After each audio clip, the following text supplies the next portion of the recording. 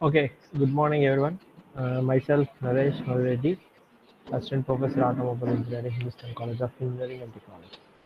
So, on behalf of our department, I would like to thank AICT Free Rana for giving us the opportunity to share our knowledge for preparing for the GATE examination. So, here today I'm going to discuss about the topic of theory of machines and maybe for mechanical and mechatronics students who might have studied about the kinematics of machinery and dynamics of machinery, and for automobile students it is mechanics of machines. Okay, so and mechanism machine theory now now and on.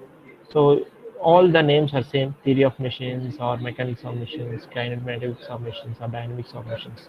So everything is same. So what we are going to discuss is about we are going to see how the machines are made. What is a meant by machine? What is a mechanism? Because mechanism is nothing but machine is nothing but a combination of mechanisms. Certain mechanisms we will combine them. Like you take engine. Engine is a combination of some links like piston, connecting rod. They have linked it together to form a mechanism. Because mechanism means a transverse motion, like because of moving of piston makes the crank to rotate. Okay, so here the uh, to and fro motion of the piston is being converted into rotary motion. So likewise, so all this all the machines will be consist of different and various mechanisms. So we will see what is that mechanism, what is the machine, and also what for suppose if the body is not moving, if that some machines will be static, and that what we are calling as a structure.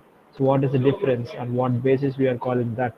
In terms of a very important term called degrees of freedom, we'll see what is meant by degrees of freedom and how these mechanisms are classified, how these mechanisms are being modified or developed. On these things we are going to discuss, and also you'll see about what is the some of the motion transmission devices like gears. Through gears, the power transmission has been taking place. So how can we develop a gear train and how to design that and all we'll discuss today, and also about something about vibrations and all. So so before going to that, I would like to give a small introduction about this mechanism machine theory is a science that studies the relationship between the geometry and the motion of machine parts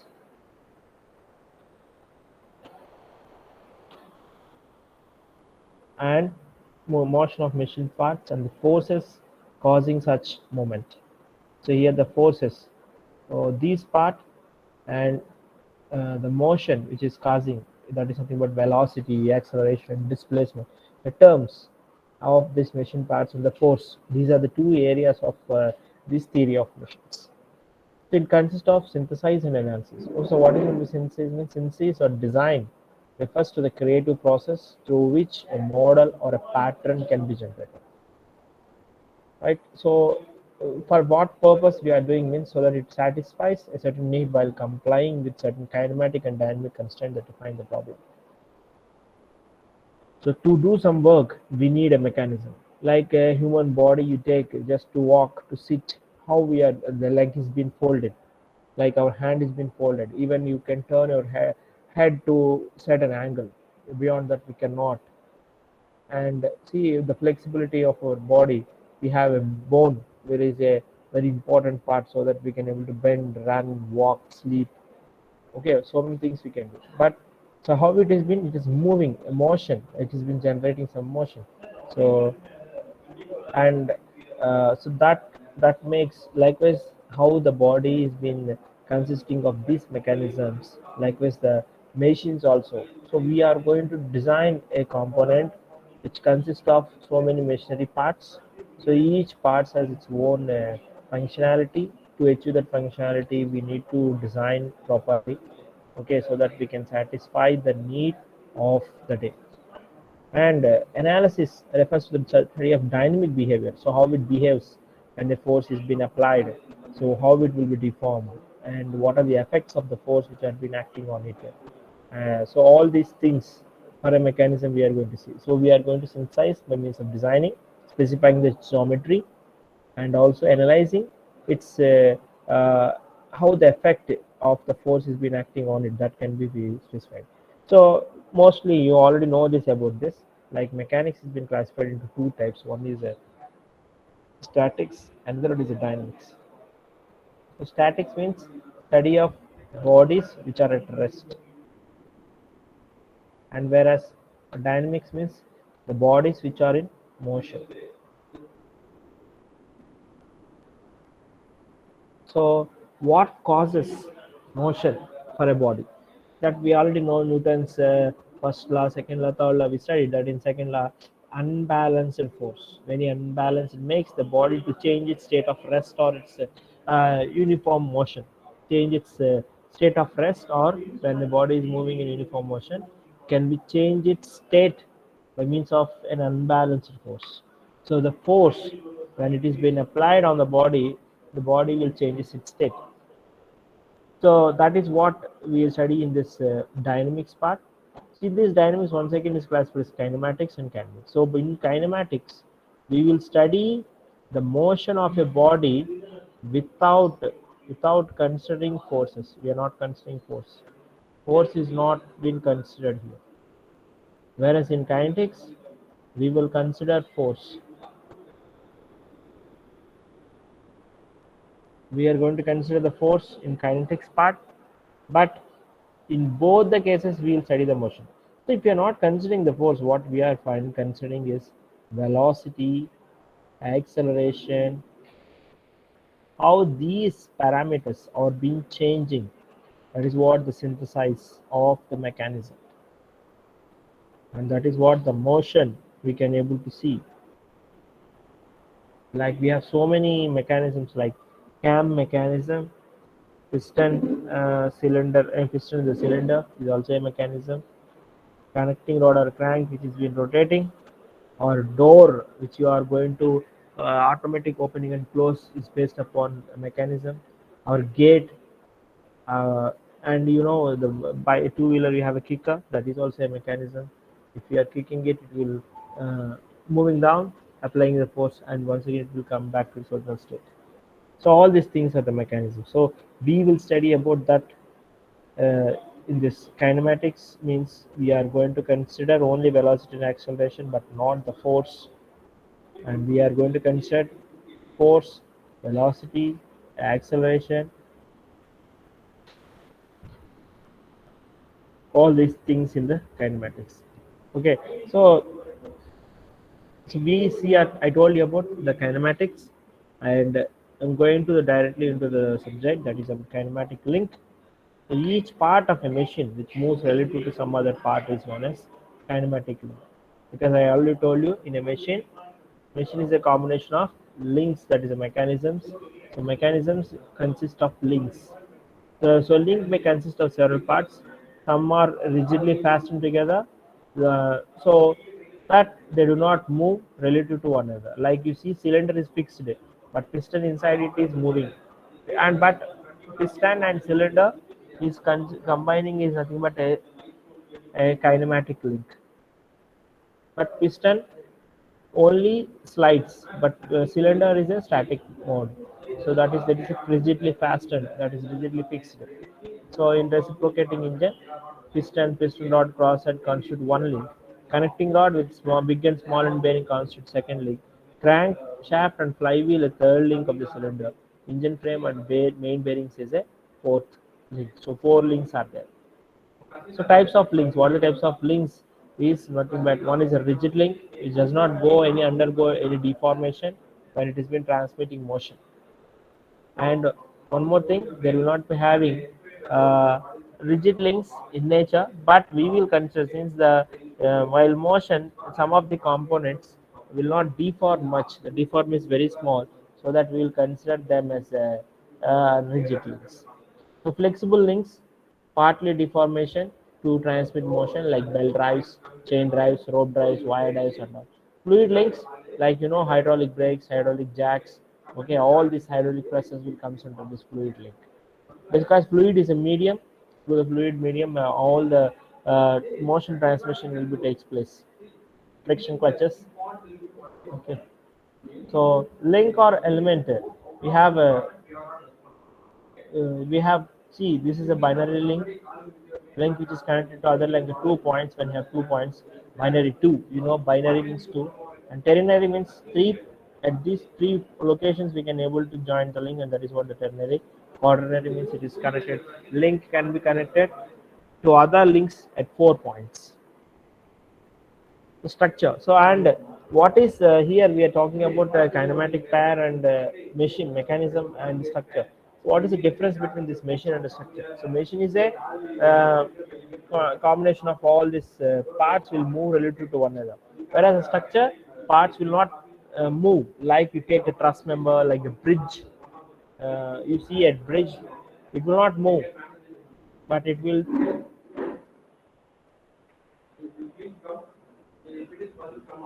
is meant for some purpose that will be justified because of that. But whereas in a machine, the parts are combined in that, and due to that, parts will move related to one another. So whereas the structure, they will not move to relative to one another.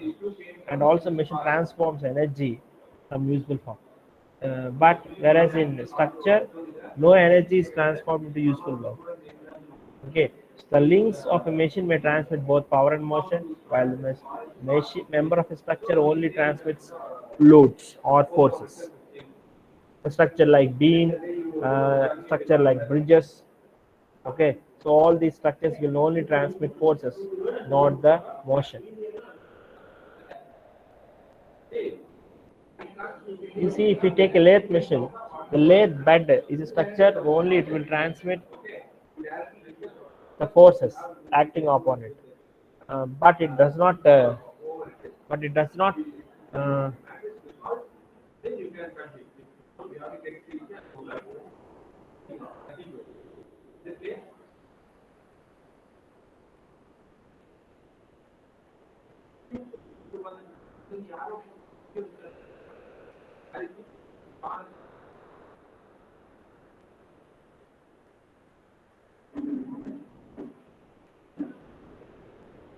So this kinematic pairs, how these motions are being transmitting.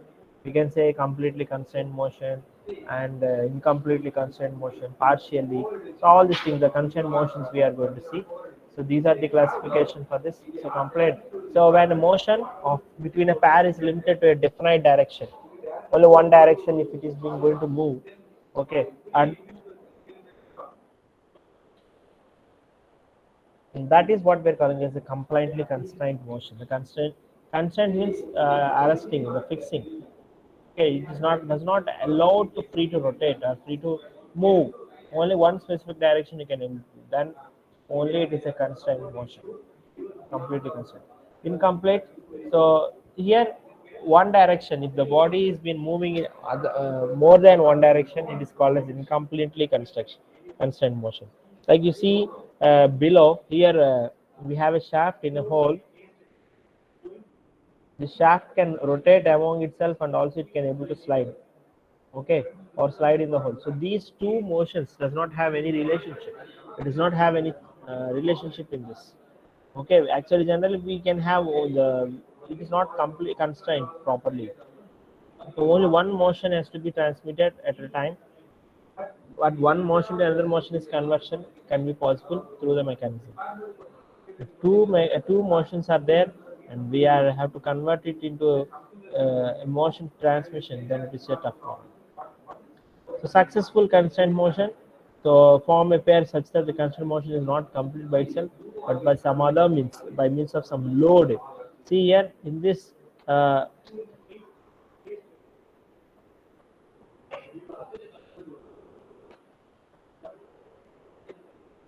So here the shaft has been rotating, and also the shaft can slide in this gap, in this groove.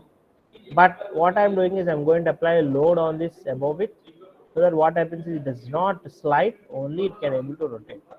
And this is what we call a successful constant motion. So in the previous, incomplete constant motion has been rectified by using this thing that is applying a force. So degrees of freedom, it is very important. Number of independent coordinates required to describe the position of the body in space. That means in what direction you can able to move, how many ways you can able to move your body, or the machine it can able to move, and that is what been specified. Okay, so generally there are 6 degrees of freedom, and in that three are translatory,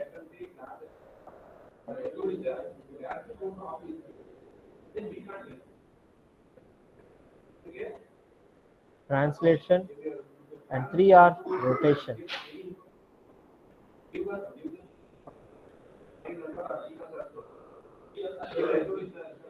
Three translation and three rotation. Translation means moving either in X, Y, Z. Even the rotation is also same thing.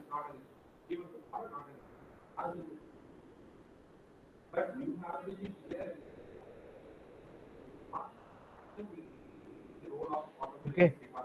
Uh, so generally for a body or any component, or you are talking about a kinematic pair, these kinematic pairs also have uh, any number of degrees of freedoms. But if the degrees of freedom, it will be a combination, because the body can rotate as well as the body can slide. Okay, the rotate its own axis, and also like Earth, it take the Earth is been rotating its own axis and it is moving in one direction in its path. So that is what we can say the degrees of freedom. So even a body can have all the 6 degrees of freedom, or the body can have only 1 degrees of freedom. Is any questions? Have you understood the concept of degrees of freedom?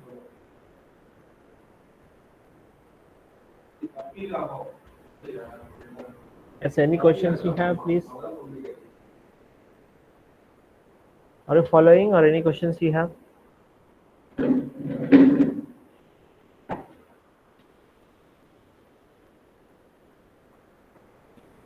Any questions?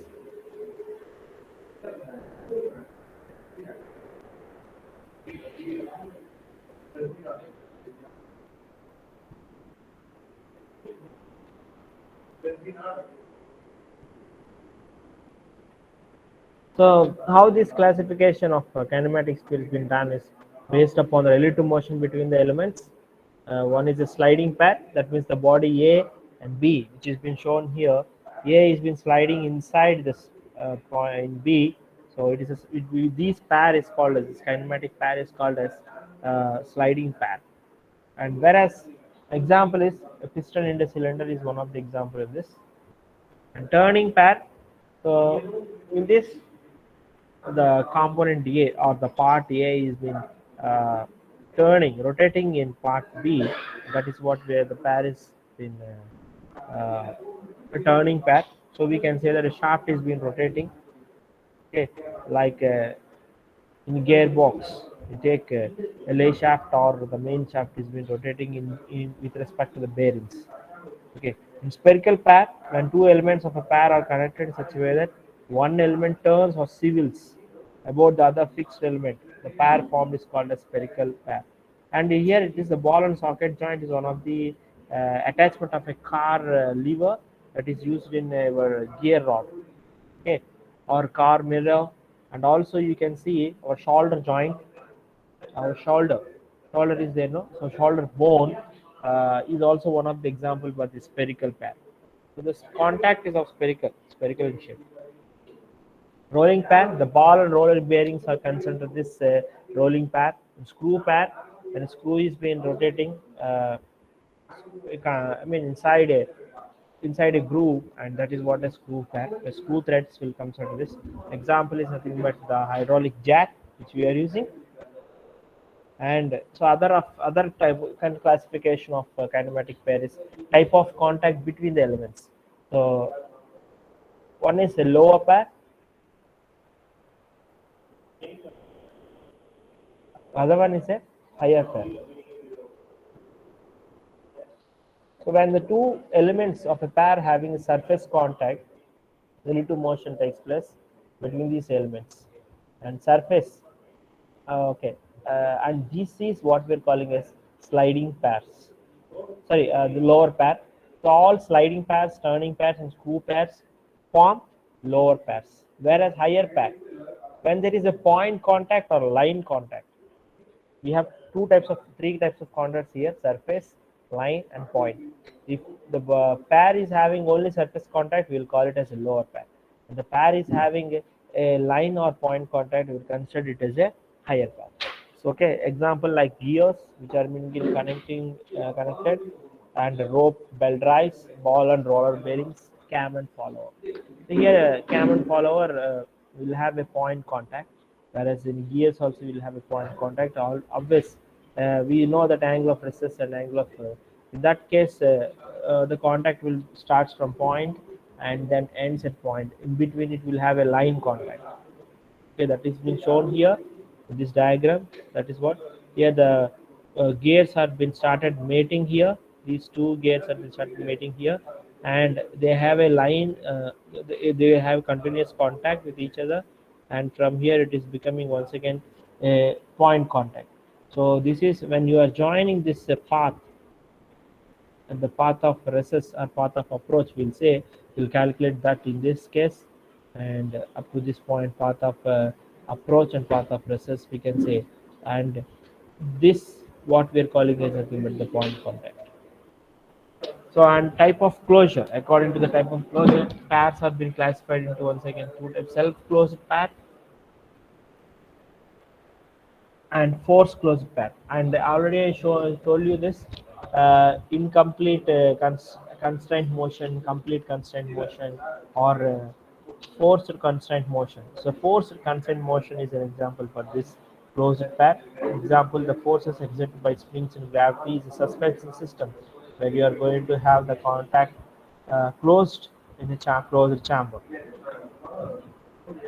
So this is what about the kinematic pairs. So when the kinematic pairs are coupled in such a way that the last link is joined to the first link to transmit definite motion, okay, it is called as kinematic chain. So kinematic pair means combination of a link, two links constitute a pair, two links constitute a pair, okay, and when these pairs, the first pair to last pair, see here it is a link 1 and link 2, this is a pair. Link 2 and 3 is a pair. 3 and 4 is a pair. 4 and 5 is a pair. 5 and 1. So all these pairs are being coupled such a way that the last link joined to the first link to transmit motion, definite motion. It is called as kinematic.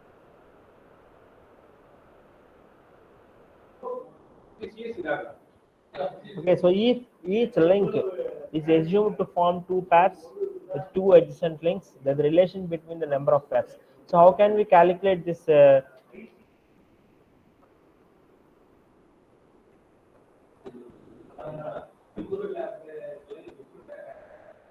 Okay, so each link is assumed to form two pairs with two adjacent links. Then the relation between the number of pairs P, a kinematic chain forming a kinematic chain, the number of links L may be expressed by using this equation. We can calculate the number of links. Okay, based upon the number of pairs. Okay, links. Since in kinematic chain, each link forms a part of two pairs. Each link will be, because two sides we have the connectivity. If it is a binary link, therefore there will be as many links as the number of pairs. More number of links, more number of pairs can be generated. So if it is a ternary link, you can have three pairs with the single link. If it is a binary link, you can have two links.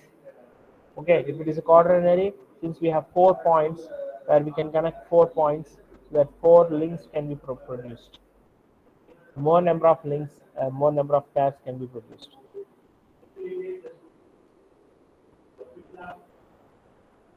So these two equations, we have another equation which has been used to number of links and number of joints for constitute a kinematic chain. These are used for only kinematic chains, and which lower pairs are used. So here, just an example, you can see the number of links. How many links are there in this diagram? We have three. We have link 1,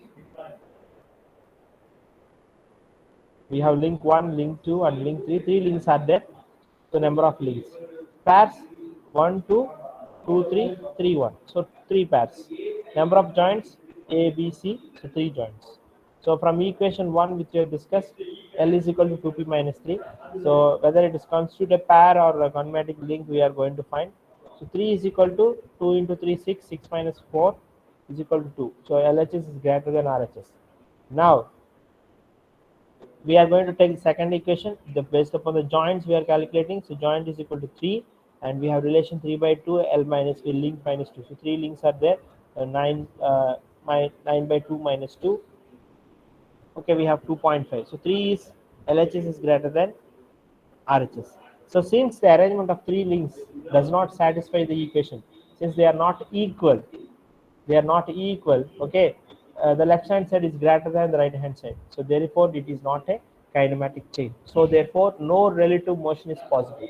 So for possibility of a relative motion, it should be a kinematic chain. So the kinematic chain has to satisfy these two conditions based upon the lower pairs. So and this is what we're calling as a locker chain or a structure, and that is used in bridge and trusses.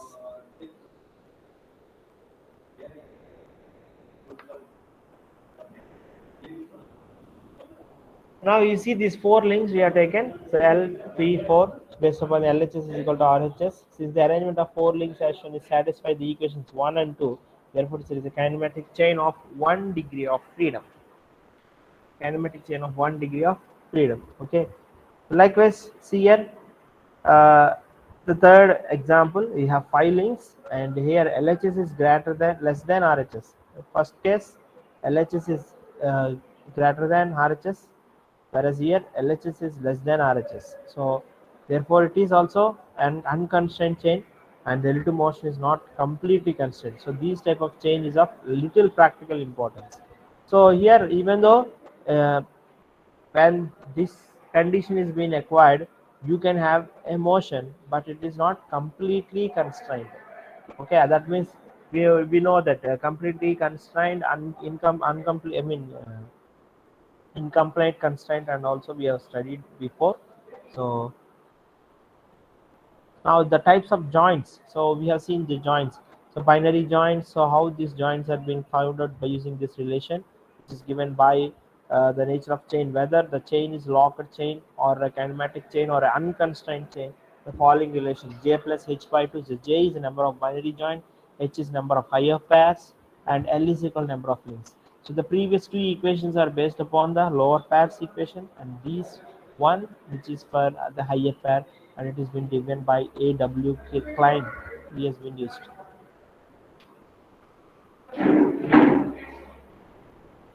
And this for 4, applying this one, it has been equal. Okay, so kinematic chain is a constant chain which has been taken place. For ternary join, so here we have 1, 2, 3, 4, 5, 6. So 6 links are there, and say 7 join 1, 2, 3, 4, 5, uh, 6 plus 1, that is 3 plus 2, 3 plus 2 into 2. Here we have 3, and here 2, and here 2. So 3 plus 2 into 2 is equal to 7 we have, and therefore here we got 7 is equal to 7. And this is also kinematic chain or a constraint chain. So like a quaternary join, here also LHS is greater than RHS, since it is greater than the right hand side. Is not a This type of chain is not a kinematic chain. See, you may see some of these chains are being used in robotic mechanisms to transmit motion and power. Okay, these type of mechanism, type of links they are going to do. Mechanism, I already told you, is known as a mechanism transmitting transforming motion. The 4 links is known as a simple mechanism. With more than 4 links is called as compound mechanism. Okay, when a mechanism is required to transmit power to do a circle type, it becomes a machine, and work is done by the mechanism. Like we are we are walking. That we are doing any work? No, but we are using our hands for lifting, then you're doing some work. So we are making nothing but a machine. In such cases, various links or elements have been designed to withstand the forces, whether they are just static or kinetic. May be regarded as a machine, part is reduced to simplest form. So some of the terminology, so mechanism, fundamental physical or chemical process involved, responsible for action, reaction, or other natural phenomena. So whereas a machine is an assemblage of parts that transmit forces, motion, and energy in a predetermined manner.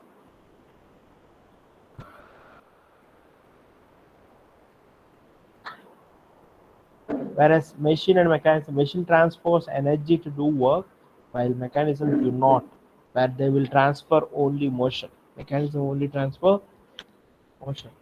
This is what, and structure, they don't transmit motion also. They will only withstand the loads. This is what the mechanism, machine, and structure difference.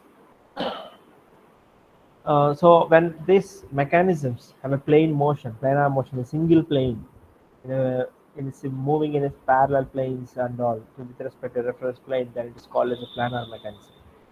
So degree of freedom. So how to find this degree of freedom? So by using this relation, Gruber's equation,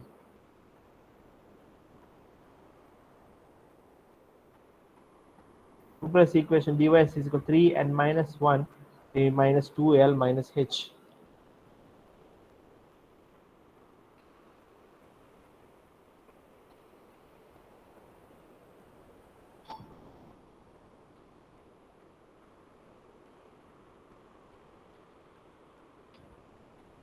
Whereas n is nothing but total number of links, okay, and l is the number of lower pairs, and h is number of joints as higher pairs.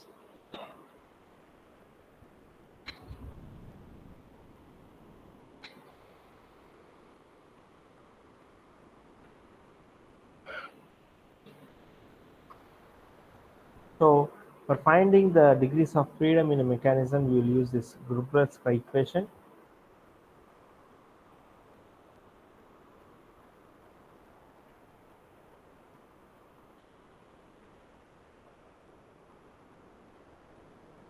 See here, this is the formula, f is equal to 3 n minus 1. So here we have a 4-bar chain is there, and we have n is equal to 4, l is equal to lower pairs is equal to 4, and higher pairs is equal to 0. So what is the difference between higher pair and lower pair? Yes, how it is being set, whether it is lower pair or higher pair?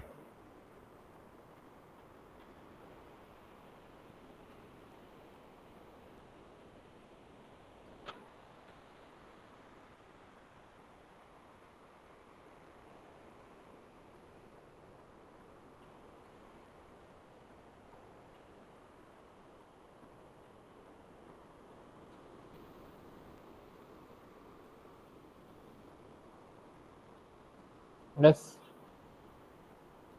are you audible? Yes, you can answer. Unmute yourself and you can say the answer. You know it.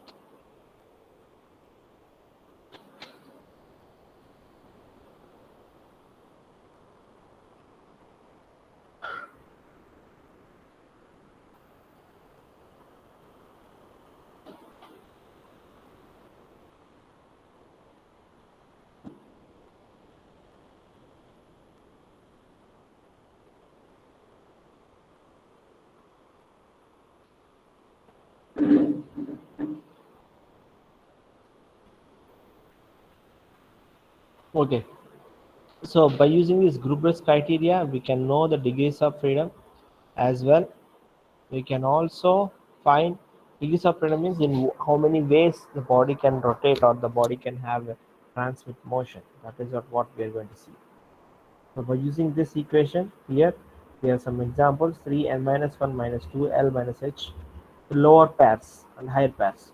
Lower pairs or higher pairs.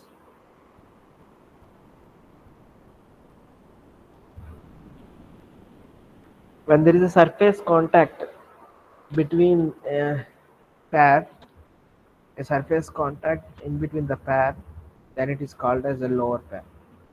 When there is a point contact or line contact between the pair, it is called a higher pair, or sliding pairs, okay, or screw pairs, uh, or considered to be as lower pairs.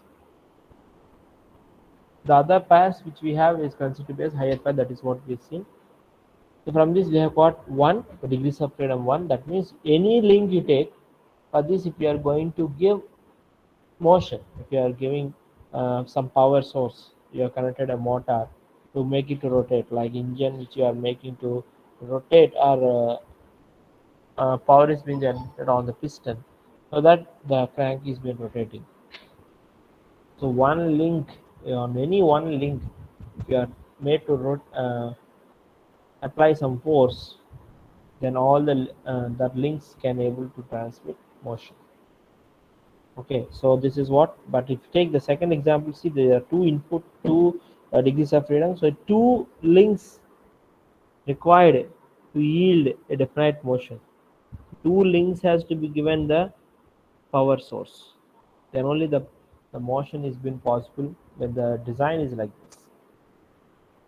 Okay, the length of this link, everything is designed. Whereas the motion which was been causing, what direction it is been rotating, that and all we'll call it as a synthesize.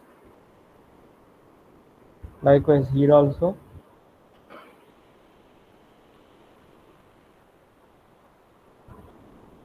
So these are all some of the examples. And see here it is a -1, you got degrees of freedom for this one, for this diagram alone.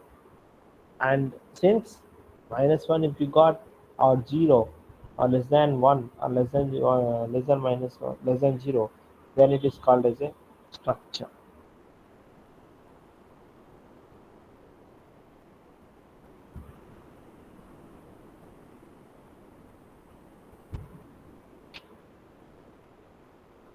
Not only this one also the same thing.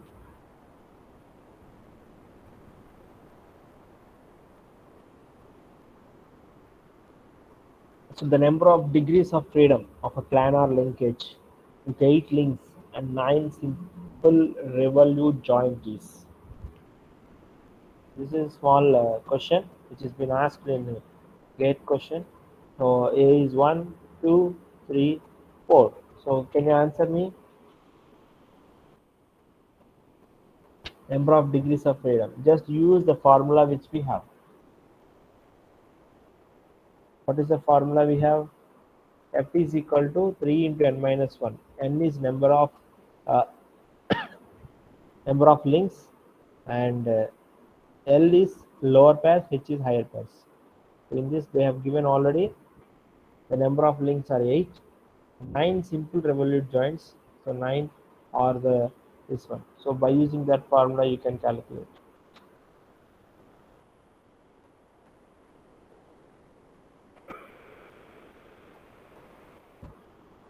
So the solution is C. Please check.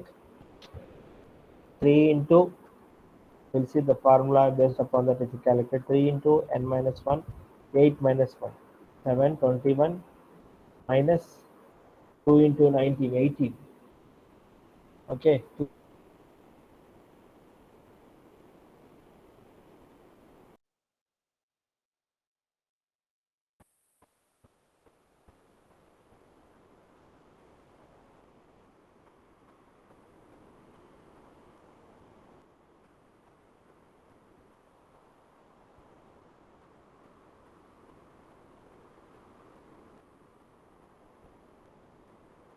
See?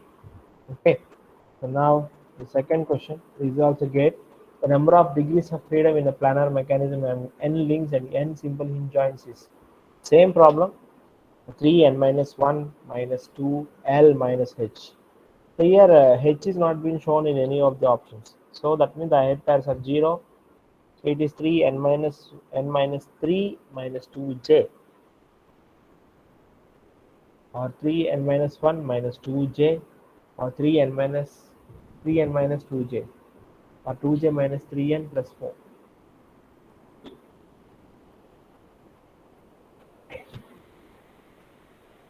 Yes, answer please.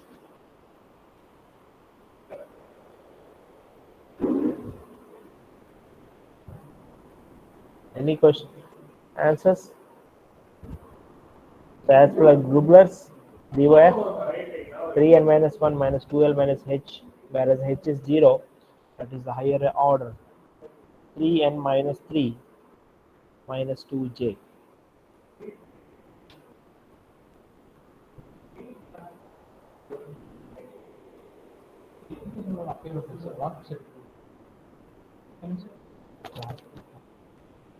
So 3n minus 3 minus 2j. So we have absence of higher pair. So therefore, this is the answer.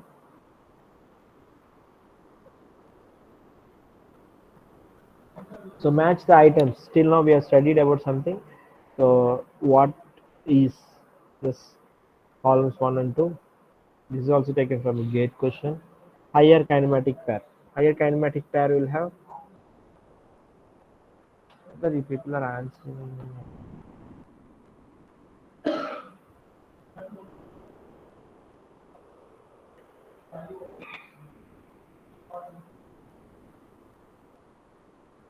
Anyone is answering this question?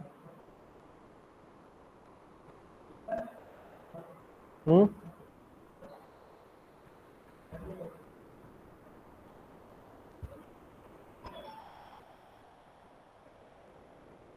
Higher kinematic pair. Now only I told you. Higher kinematic pair will have line contact. That is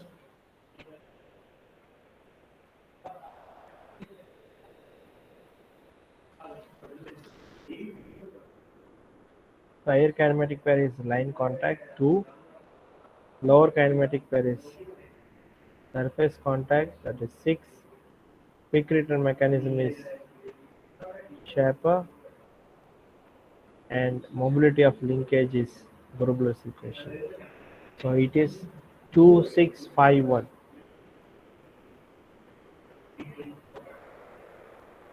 So we have 2651. The answer is D. Okay. So kinematic chains. We have seen kinematic pairs.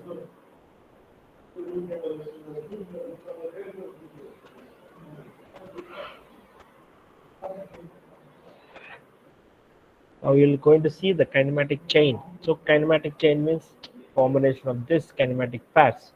So generally, if there are 4 lower pairs, so each can be a sliding pair or a turning pair, and they form a kinematic chain. There are 3 important kinematic chain which is informed based upon the lower pairs. That is a sliding. So that is one is a quadratic cyclic chain, single slider crank chain, and double slider crank chain. 4 bar or cyclic quadratic chain. So in this, AD is to be considered as a crank because it has been revolving. It's the smallest link. Okay, we will generally the smallest link will be considered to be as uh, a rotating member. It will always rotate, and that is what we are calling as a crank. He is the driver. And in these 4 links, this 4 bar chain or a quadratic cycle chain, one link will be fixed. One link will be fixed, and others will have the different lengths. But in that, we'll have a shortest link also. So here, when this crank is smaller and it has been rotating completely, then the transmission motion has been taking place, like a rotary motion has been converted into an oscillating motion of this link 2, the motion transmission. So in this way, see here, AD is the smallest link which has been rotating, but if you see CB is been oscillating,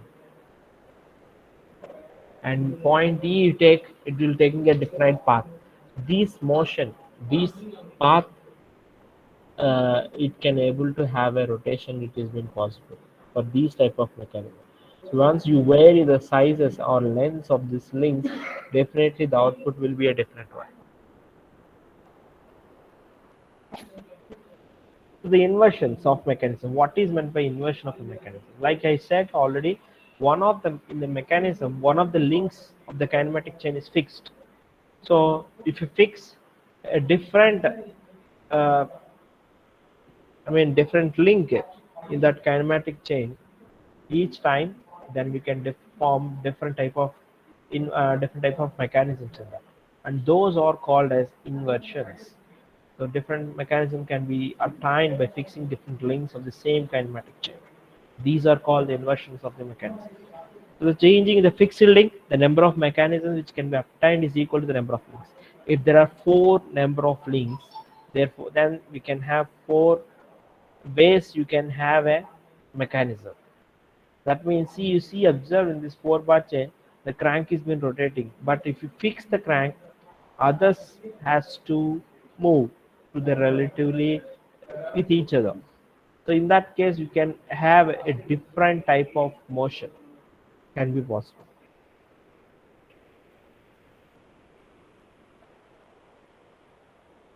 So these are the inversions for the four bar chain. In this, the crank is being rotating and this member is fixed, and we all call it as a frame. The frame is fixed and this is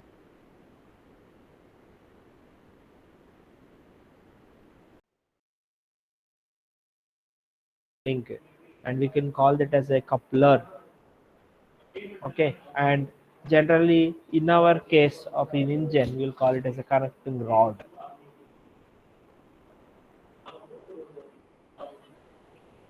We will call it as a coupler here. When this coupler is fixed, then these type of motion is possible. But if you fix the crank, see, two links can able to rotate, but they have their path is different because of their length of the links which are being connected to it. And if you fix the other link, the P link, then we can have only the oscillating motion. So this is what the inversions of this four bar chain.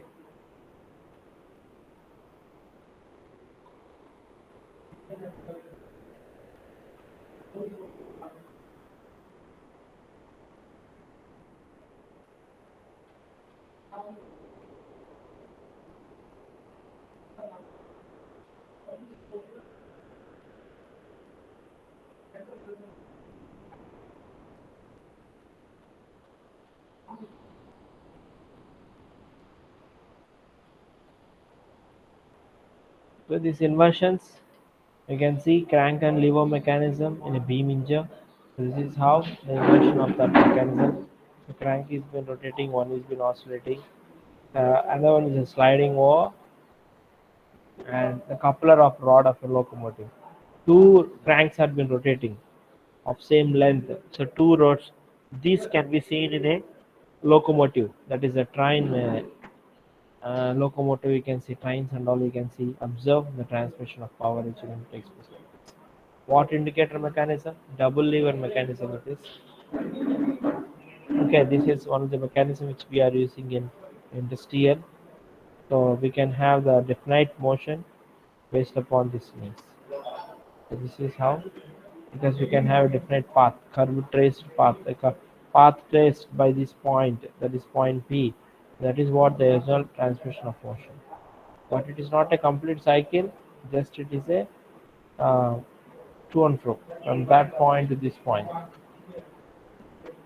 Slider crank chain, the other one based upon the four bar, other one is a slider crank chain. So you'll have a slider that is a crank or connecting rod, or piston, not crank, it is a piston where piston slides inside the cylinder. So likewise,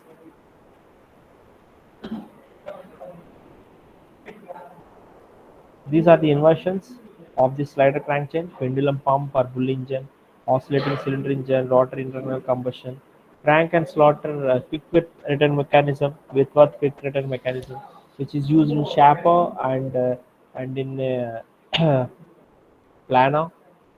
Rotary internal combustion engine, based upon one crank and for that one crank, every connecting rod is being connected and the power is being transmitting because of the rotation of the uh, crank.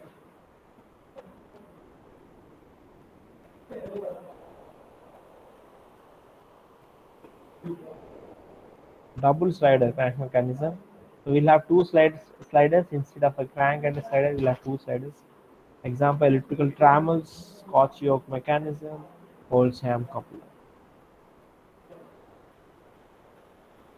Here the path traced, the motion path which was traced is nothing but uh, a rectangle.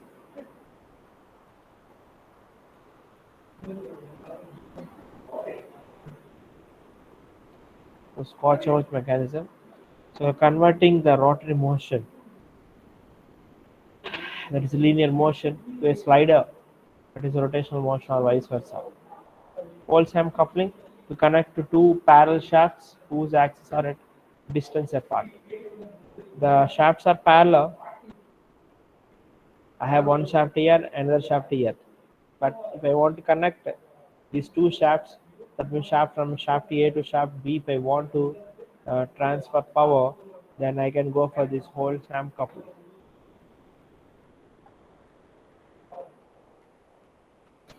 Okay, any questions? Please tell me any questions you have to discuss.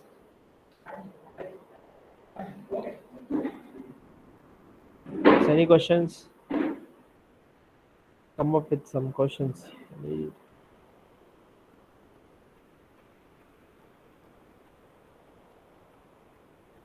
Even you can ask me in chat box so that I can answer your questions. So you have seen what is mechanism, uh, what is a kinematic pair, kinematic chain, and inversion of mechanisms. All these things we have discussed. So now, you have any questions? You please ask me.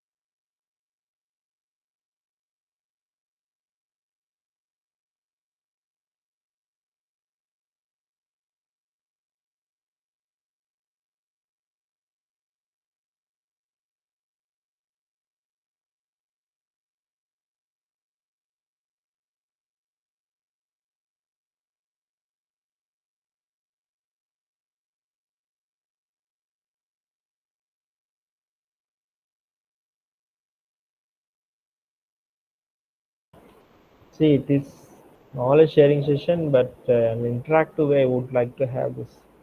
But if people are not even speaking out,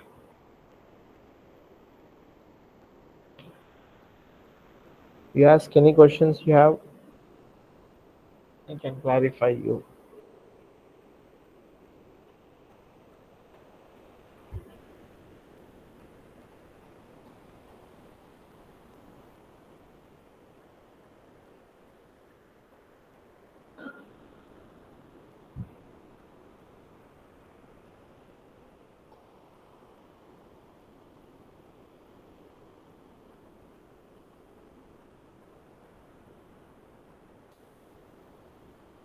Okay, let us wait for 5 more minutes. I'll give you 5 more minutes to, then I will go with the next thing. Small break for you, 5 minutes.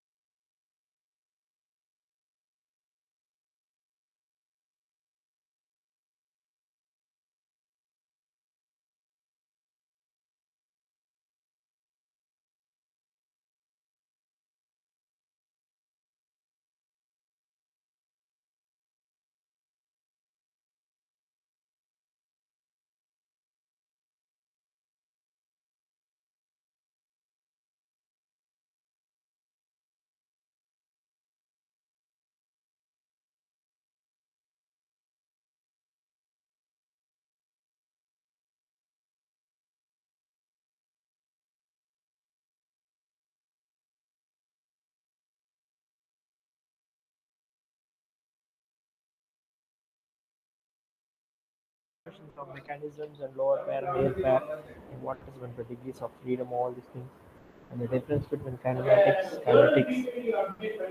and also the machine mechanism and structure, the difference between all these things also been discussed.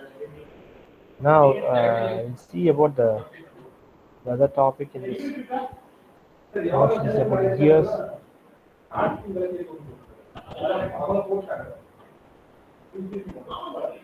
Gears,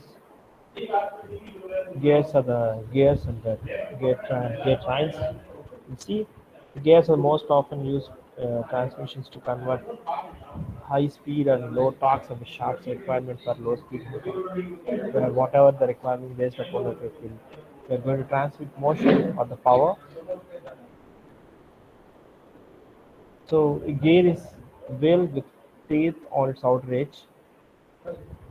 So the teeth on one gear will mesh with the other teeth on the other. This is what meshing or engaging we can say. So this is what the smaller gear, which we will call it as a pinion and gases. And when so this has been driving this one, this is what we're calling as a driver, and this is what we're calling as a driven. However, if it is vice versa, the words will change. That is a driven and driver will change.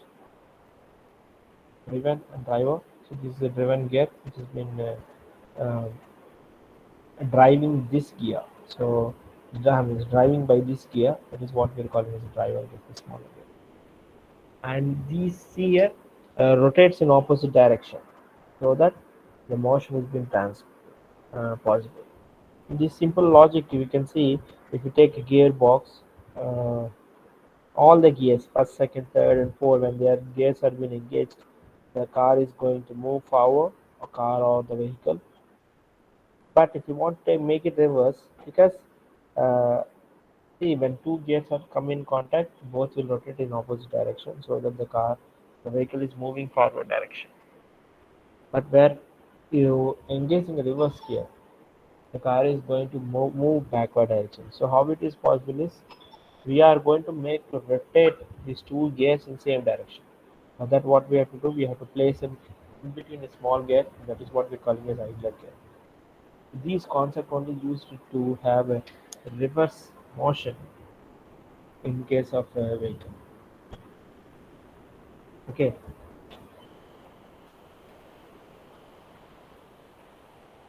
so what are the types of gears we have? So according to the position of axis of the shafts, we have parallel, intersecting, non-intersecting, and non-parallel. Whereas the parallel gears are being once again classified as spur gear, helical gear, rack and pinion. Whereas intersecting shafts, you can go for bevel gears, non-intersecting and non-parallel worm and worm gears. Intersecting bevel gear, which is used one of the basic application automobile, that is a differential. It's power gears and gearboxes, helical gears also gearboxes, rack and pinion. You can see sliding doors. We can use this type of methodology, and I'll show you the example also. So gears are two cylindrical wheels used to transmit. So these are the several types of gears used for spur gears. So the spur gears are look like this. The teeth are parallel to the axis of the gear. Advantages: they are very low cost, manufacturing easy to manufacture, and they are readily available.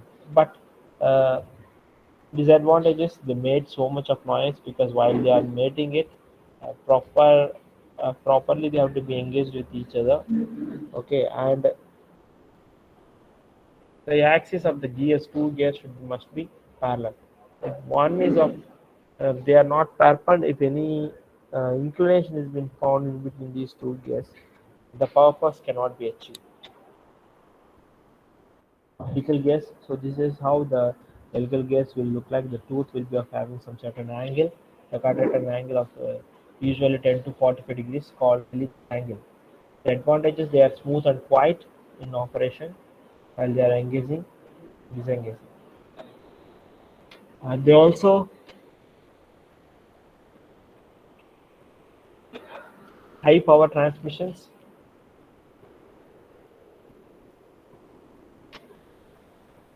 and disadvantages: they are expensive, and also the fabrication.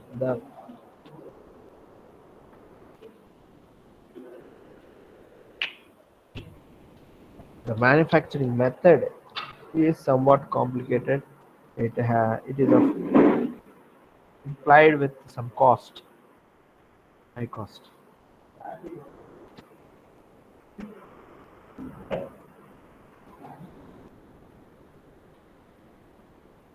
Helical gears can be parallel or crossed. In spur gears, you see the axis should be of the two gears should be parallel. But here in this helical gears, the mating gear axis can be parallel or crossed. Withstand large capacity, that is the high power, that is 30,000 horsepower capacities can be. And the bevel gears, the gear axis at 90 degrees based on the rolling cones. So right angle drives, which has been this thing which you are using in differential. But what is the disadvantages based upon the loading, which is complicates the bearings and housings. So the damages of the bearings and housings that can be reduced by means of proper maintenance or lubrication can be. Idle bevel gears, uh, helix angle of the gear teeth will be of some very helix angle very strong. Rear end applications, different shapes will use this. Warm gears, warm and warm wheel, generally gears that are 90 degrees to each other. So perpendicular to each other, warm and warm gear. Tight and smooth tip and transfer torque at right angles. You can go for the power transmission can be done at right angles.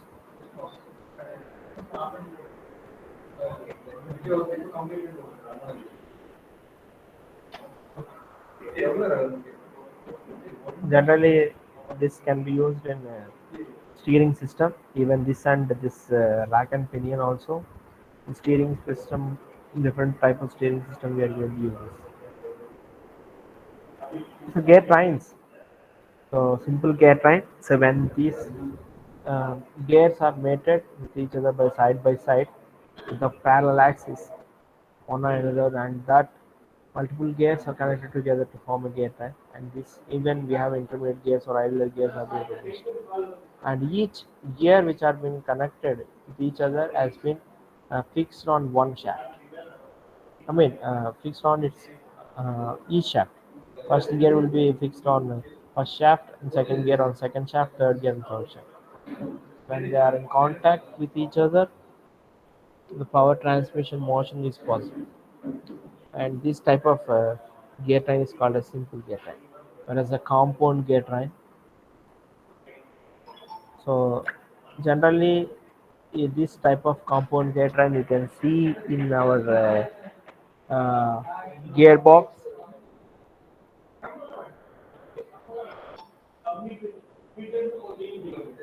Each shaft will be mounted.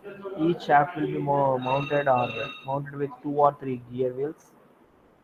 Okay, and based upon the engaging by engaging of lever, okay, the gear will be coming in contact and the power transmission takes place. In previous example, you see one gear, one shaft. Here, one shaft, more than two gears or three gears we can have. Okay, on each shaft we can have two or three gears are mounted. That is what we're calling as a compound gear train. This is how the simple gear train looks like, and compound gear train. This is the compound wheel on which see two gears are there. Here one shaft, one gear, one shaft, one gear. But here compound wheel where two gears on one shaft. Reverted gear train, where reverted gear train concept only used for reverse gear. If you observe keenly, the input and output will be rotating in opposite direction in case of the simple or the compound. Okay, input gear, output gear. See, they are rotating in opposite. This is rotating here, this is rotating. But if you want to have the same motion of transmission, then we will go for this reverted gear train. And these type of gear systems, simple, compound, reverted, all these are being used for manual power transmission. like manual gearboxes. Whereas if you want to go for automatic power transmission, you will go for one of the other gear train concept, that is what we're calling as epicyclic gearbox or epicyclic gear train, or another name for that is a planetary gear train. What is this planetary gear train consist of is arm and sun gear, planet gears, and ring gear. So these are all the components for an epicyclic gear train. So how generally will calculate the gear ratio? It's been calculated by counting the number of teeth on the two gears and apply the following formula.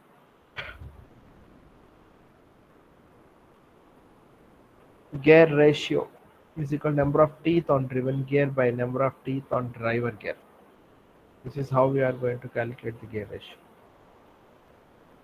Here, the gear ratio is equal to number of teeth on driven gear is 25 teeth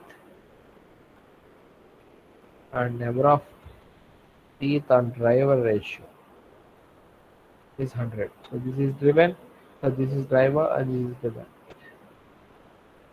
25 by 100 is 1 by 4. So it is, and the gear ratio is written as 1 is to 4.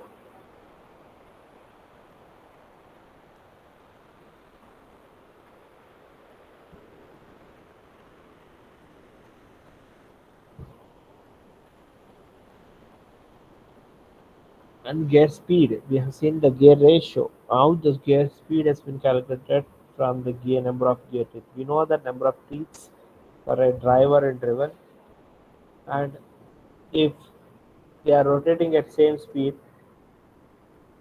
they are rotating at I mean not same speed, different speeds only they rotate 200 or 100 revolutions per minute of each teeth. So from that we can calculate the speed of the other one based upon the number of teeth and the speed of the one of the gear.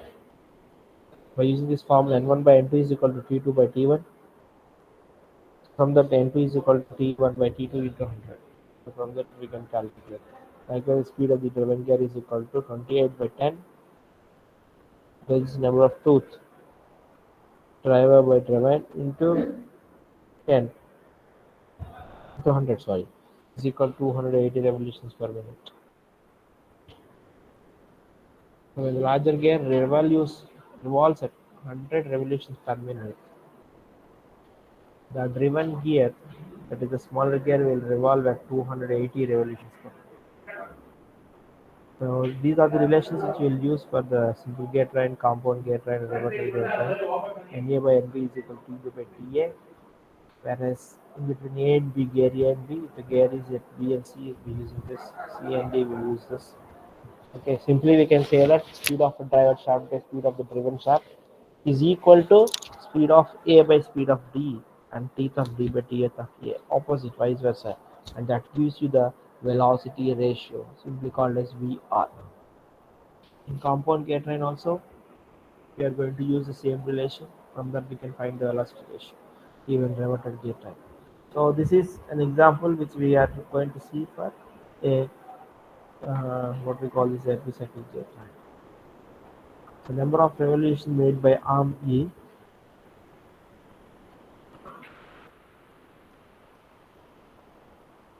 like I said, the outer wheel, which you can see represented as D, is considered to be as a ring gear. B and C are nothing but planet gear, and E is considered to be as E or A. Sorry, A is nothing but sun gear, and the E is nothing but the carrier or arm. We can say it as that.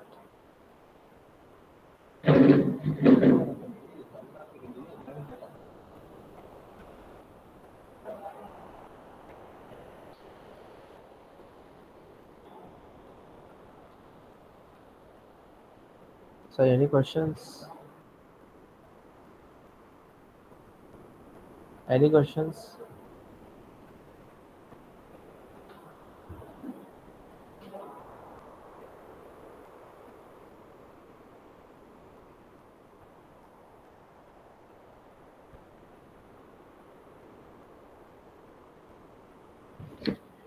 Any questions? Or can I proceed?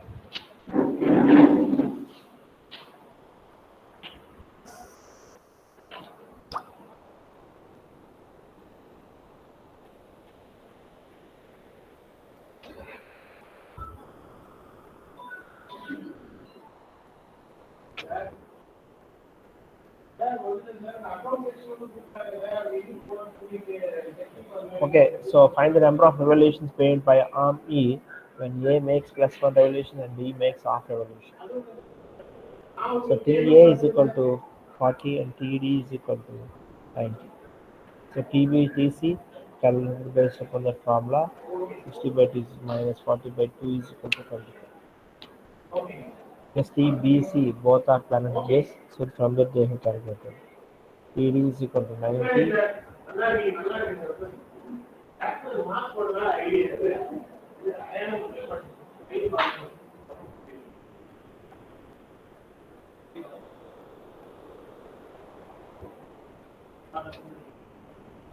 Arm stationary makes X RPM 0.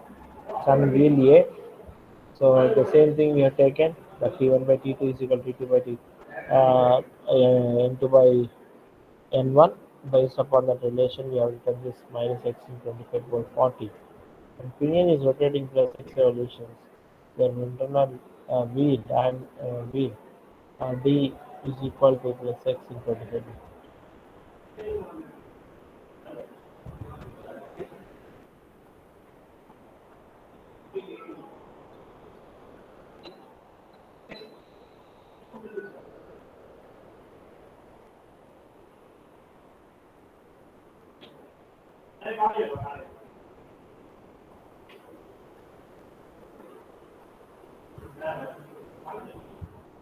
So this is how they have calculated. The revolution of the arm is minus 1 by 2. Like this we have another one. Arm OA after received getting 20 revolves. Counterclockwise about O we can have a velocity of A 4 radians per second.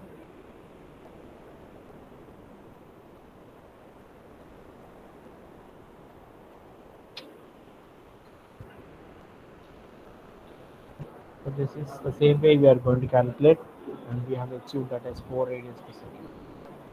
Likewise we have this. So we have the gear nomenclature. The fifth circle is a theoretical circle on which calculations are based. Its diameter is called pitch diameter and can be calculated as a pitch circle diameter is equal to modulo n, m is modulo and n is number of teeth. Circular pitch. So this is the distance from a point on one tooth to the corresponding adjacent tooth measured along the pitch circle, that is along the radius, not the distance is along the lengthwise.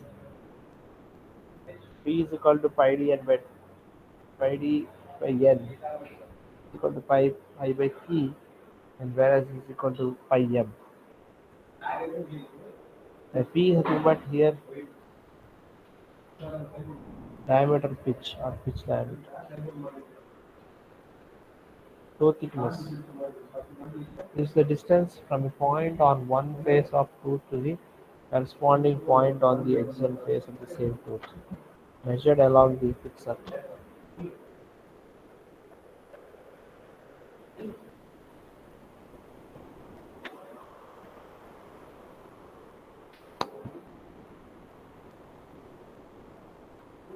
Hamilton. The tooth thickness is the distance from a point of one face of tooth to the corresponding. So here, from here to here, is considered as tooth thickness, which is nothing but pitch by 2, circular pitch by 2. Right? Diameter pitch and circular pitch are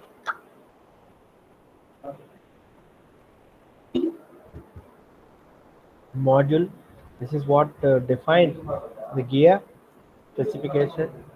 Based upon the module only, we are going to select it.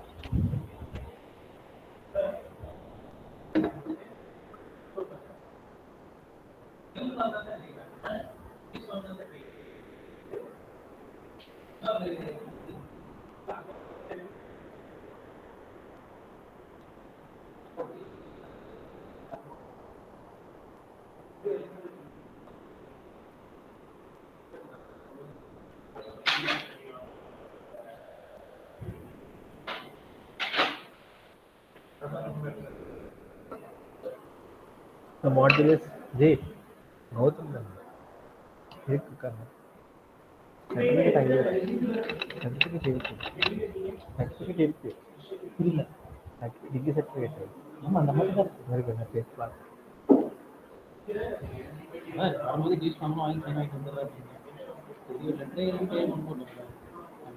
So the module is defined by the ratio of pitch diameter and number of teeth. N is equal to D to 1.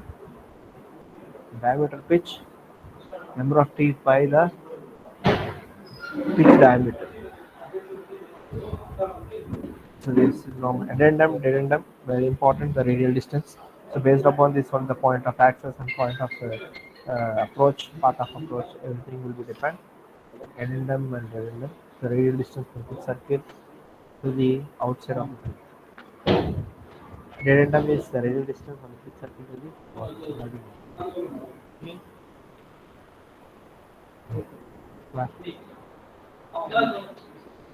Clearance circle and C clearance is the gap addendum in a given gear exceeds the addendum in the five. Gear nomenclature: N is the number of teeth, N is the number of teeth on gear, and NP is number of teeth on pinion. So NP is less than number of P to NG, and it is driven. When it is a driver, okay, for speed reducer we use that. And then number of teeth on gear NG. That's for pitch is the distance. That's what we say. So gate train rule, pitch of two mating gears must be identical. So pitch is equal to both should be same. Pi dg by ng is equal to pi dp by nt. So here is equal to is missing. Okay. So this gate train rule uh, is very important and should so that the pitch should be identical. Then only the power transmission is possible. The flywheels, the other important topic. Do you have any questions from the gear trains? Please ask me.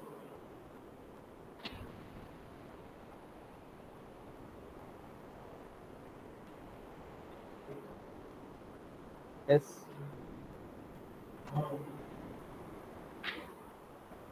Any questions?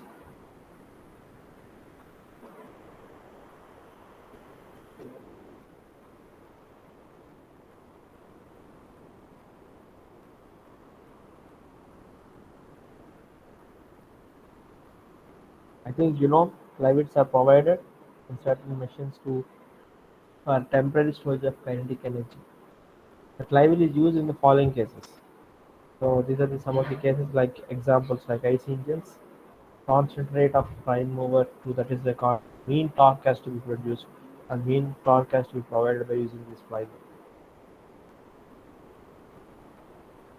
But during every cycle, the flywheel has to alternatively store and release the kinetic energy. So in this, how this has been happens is the speed is fluctuations, and delta is the maximum fluctuation energy or energy which was stored during a one cycle, and that can be calculated as half into I omega 2 square. I is the moment of inertia, and omega is the radial velocity. We can say I omega 2 square minus I omega square. Okay, so from that we can have this formula I omega square K S, where K is the radius of gyration, where I is equal to mk square is the mass moment of inertia of flywheel in kg per kg meter square. W omega is the mean speed, which can be calculated. Mean speed omega is equal to 2 pi n by 60 by using that formula. You can get it. And K is the coefficient of fluctuation of speed, whereas Ks is nothing but 0.2, means total speed fluctuation is 20% or cyclic speed fluctuation is plus or minus 10%.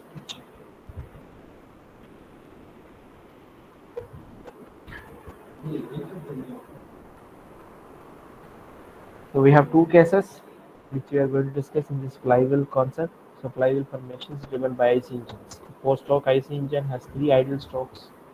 That is, we don't have any powers generated in the three strokes, whereas only one stroke on one process. We can have the power during every cycle of two revolution of shafts. It is a crankshaft and four-stroke engine. So the function of the flywheel is to store the surplus energy during the power stroke and distribute it uniformly during the entire cycle. That is the suction, compression, exhaust, and so these are the three strokes where the power is not being produced. Only the compression or expansion only, the compression working or expansion only, the power is being producing. So in that the excess energy will be stored in the flywheel, and once in these strokes, that energy will be transmitted to that.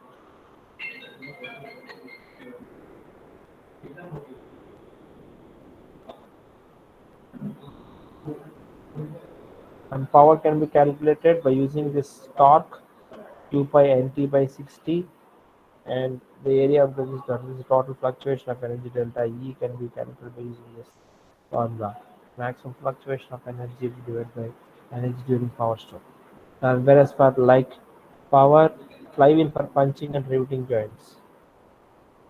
So shearing, here the punching and shearing action has been taking place, where it has been calculated by using this relation E is equal to tau us ultimate strength value, that is pi dt square by t.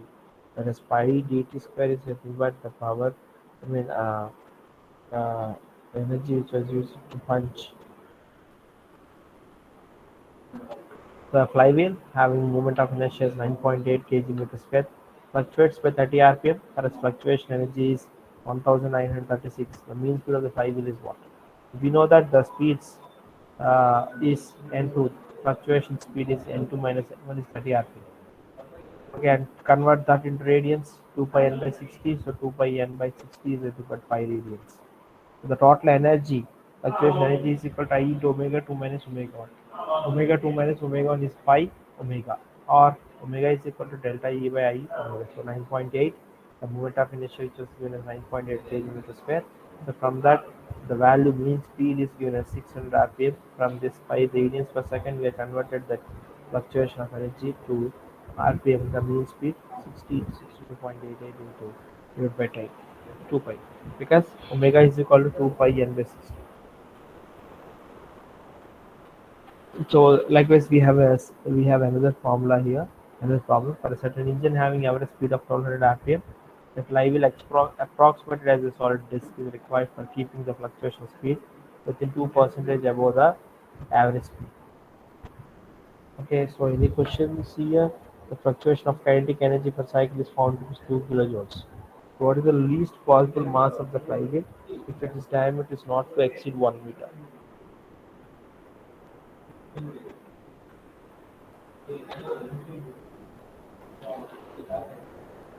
So based upon that, the diameter of the flywheel should not exceed 1 meter. So based upon that, the calculation has been done. Whereas KS is the fluctuation coefficient is considered as 20%, that is 0.02. Average speed is 4200, and omega from that the omega in radians per second is calculated as 1.5. Fluctuation of energy, so you have seen already I omega square KS. So from that the moment of inertia is 6.33. For a disk, since it is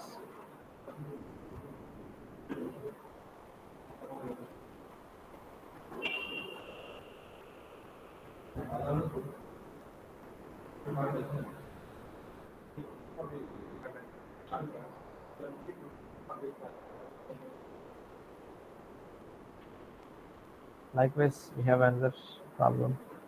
Punching hole, the second case which you have seen, shear area of the punching hole pi d square pi dt.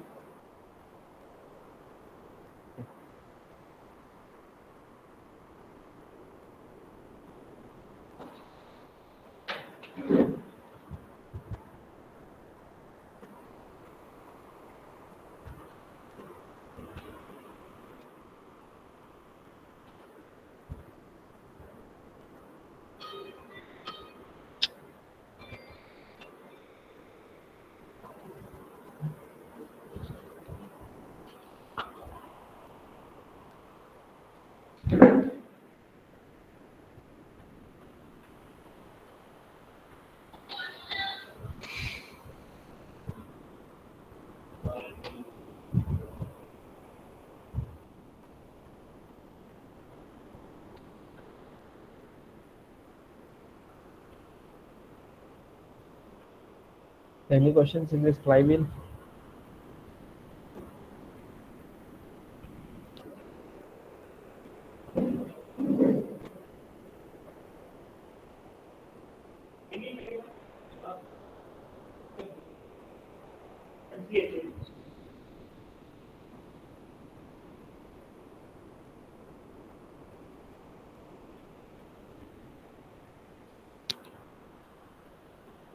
Sir, progress sari question.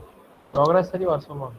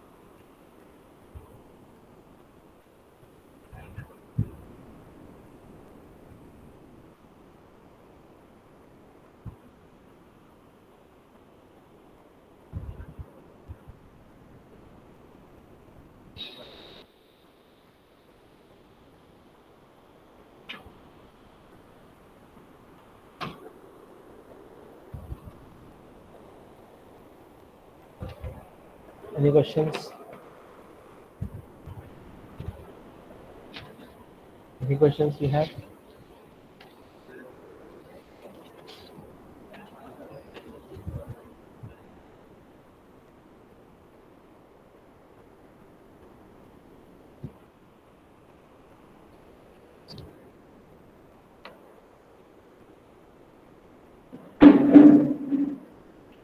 So vibrations. So vibration is nothing but an imbalance in force when they're acting on a body. The body tends to vibrate. So that is the reason for vibration. So these vibrations are being classified as free or damped or forced, self-excited. The free or natural vibration is disturbed from its equilibrium position, vibrates of its own, without any external force being acting on it, and that is what we're calling as free vibration. The vibration of a tuning fork, mass suspended from a spring, simple pendulum. Sana 18 ala play simple pendulum. The number of vibrations per second is known as natural frequency of vibrations, and it will be expressed in hertz. So on the frequency, natural frequency, and you know what, if it is beyond, for every, now I'm speaking now, when I'm talking, we'll have some frequency. So this frequency has been exceeded beyond the natural frequency, then vibration causes.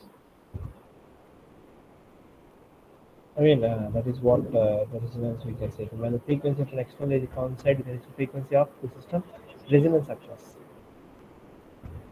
This natural frequency. So every body in this world or in this on this earth will have some certain natural frequency. If it is beyond that, that the resonance will take place and the collapse, the body will collapse. Damped direction to reduce the amplitude or this vibrations by using an component called damper. That is what the vibration is called as damper vibration. And we'll use this damper in shock absorbers to force vibration. Periodically, we'll apply some force on it so that the vibration which was resulted is called as forced vibration. So degrees of freedom, I'll refer same thing. Number of translation and rotational motion possible by a vibrating system. Based upon that, the natural vibration is further divided into longitudinal, transverse, and torsional. So particle A, if you see in this image A, it is what we're calling the vibration is moving up and down, longitudinal, transverse, perpendicular to the axis, and torsional, just twisting of the disk. Okay, so the all these vibrations is been possible. So calculation of this natural frequency, how to calculate natural frequency. So for longitudinal and transverse vibration, okay, at a time t seconds, a displacement will consider as y and corresponding acceleration will be f, and acceleration force y is mf, and spring force resisting is ky. So equating these two forces, we are going to get f by I phi is equal to k by. So from this, we can use this formula: frequency of vibration Fn is equal to omega by 2 pi, which is equal to 1 by 2 pi into k by m. Yeah, also, we can go for 1 by 2 pi hg by delta, which is nothing but h.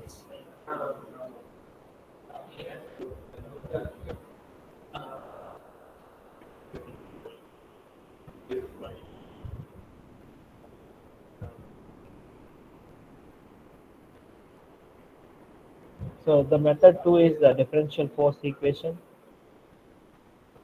The same one, 1 by 2 pi pi delta, or 1 by 2 pi into k by m, or omega by 2 pi. Any formula you can use based upon the uh, required data. But the differential equation is used is a cos omega t, and the m, sorry, accelerating force is considered as m into d square y by 2x square.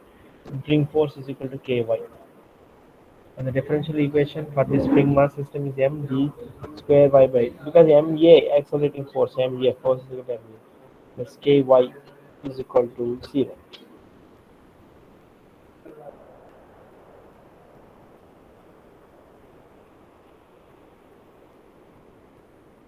This is mass of 1 kg is suspended by means of three springs, k1, k2, k3.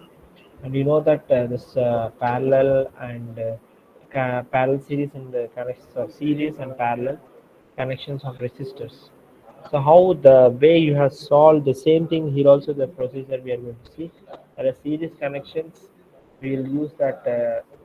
See here, these two are in series. K1, K2 are in series, and this one is parallel. So to make it as into one single string mass system, or the natural frequency has been asked.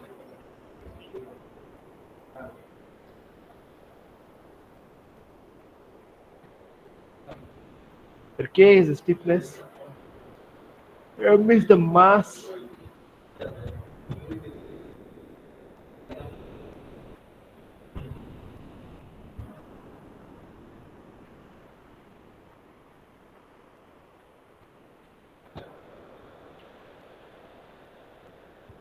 mass is 1 kg, and the stiffness, spring constant, stiffness K, load by deflection, is calculated as K1 is 1, this is 3, and this is 2.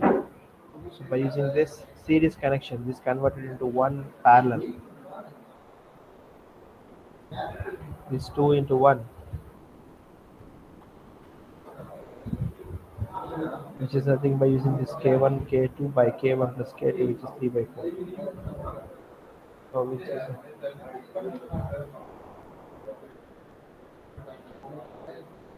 and this is how much? That is 2. 2 plus 3 by 4.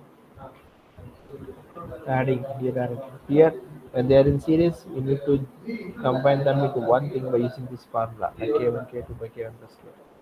Any number of series to parallel, parallel to series.